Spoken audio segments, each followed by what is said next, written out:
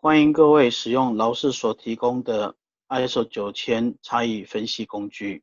在使用之前，请容许我跟各位说明如何来使用这个工具。首先跟各位介绍 ISO 9000及 ISO 10000未来的主要变化。